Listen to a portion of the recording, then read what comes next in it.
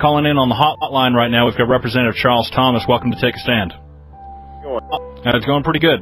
You had a little bit of fireworks there, didn't you? It was a little bit in the studio, and people are giving us feedback. We've gotten about, I'm looking right now, about 1,200 emails in the last 2 hours, so a lot of people engaged in this thing today. Well, I'm probably going to make a few people unhappy on both sides of the aisle with what I'm going to say, but, you know, probably the most despicable thing that I have seen done in politics thus far has been that fraudulent mailer that you mentioned that went out by Jane Wilden and her supporters. You know, that's pretty awful. But the second worst thing, as a veteran that I've seen, was what CarlMumpower just did. You know, and on one side you've got a Democrat doing something awful and nasty, and on the other side here you've got a Republican doing something awful and nasty. And that was where Councilman Mumpower tried to use supporting the military and supporting our veterans, of which I am one, as somehow being socialistic, and then to turn around and call Congressman Shuler a socialist, that's over the top and out of line. And the first thing that made me think of was the most socialistic piece of public policy that I've seen since I've been serving is forced annexation.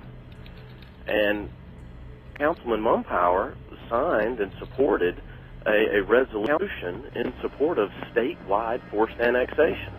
I mean, we came together on a bipartisan effort in the General Assembly to try and put a temporary halt, just a suspension to forced annexation, an awfully socialistic policy. And he supported it. He supported the continued forced annexation. So I don't see how he can name call Elizabeth Bull a socialist, Richard Burr a socialist, and now he calls Congressman Shuler a socialist because Shuler wants to work to support the veterans. I think that's just crazy. And then finally, I'll leave with this because both parties have been doing this, and this is over the top as well. When they compare a person's voting percentage to a certain party, folks need to know that Jesse Helms and Ted Kennedy quite likely voted together more than 80% of the time. And I really can't think of two people that are probably very, or more different on the philosophical spectrum of politics. And the reason for that is that most votes that are cast in the legislative body are meaningless. They are to honor the hockey team from wherever. They are motions to adjourn. They are motions to recess. They are questions on the rule. I think we probably pushed the button down in Raleigh 4,000 times. There weren't 4,000 substantive issues. And to make this point, John Blust, who is one of the most conservative Republicans in Raleigh, wrote a very eloquent piece about how you cannot use any of these voting percentages to determine anything because they are so meaningless, because they are so diluted with other votes that just don't matter. So it bothers me to see the name calling and the hateful things that are going on in these campaigns, and I really wish they could stick to some of the substantive issues.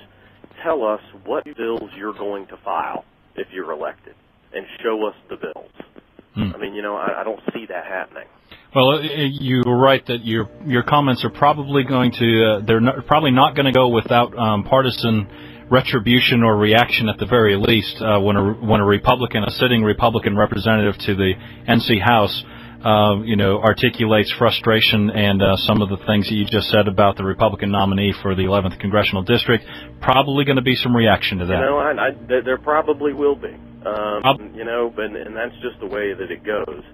But you have to call them the way that they are. And it's not fair to run around and call everyone a socialist.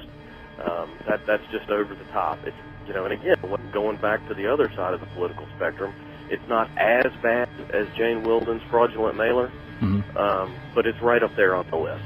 All right, Representative Charles Thomas, appreciate you calling in with your reaction to the debate today. Okay. All right, and we'll get to more of your phone calls, and this hour is sliding by very quickly right now. Your chance to get up on the soapbox and tell people what you thought. Who'd you think won the debate, Heath Shuler or CarlMumpower, and why?